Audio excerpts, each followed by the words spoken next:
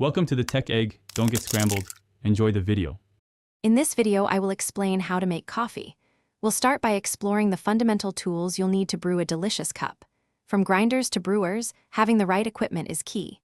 Then, we'll delve into choosing the perfect coffee beans, considering factors like roast level and origin.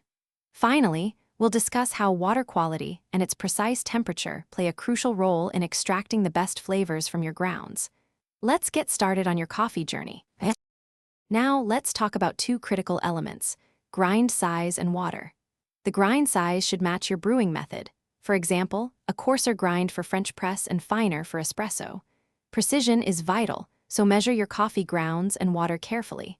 A widely recommended starting point is a coffee-to-water ratio of 1:16, meaning for every 1 gram of coffee, you use 16 grams of water. This balance ensures optimal flavor extraction.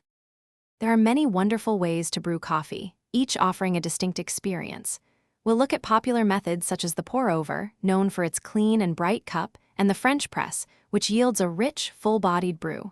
Each technique has specific steps and ideal brewing times. For instance, a pour-over might take around 3 minutes, while a French press typically steeps for 4 minutes. Experiment to find your favorite.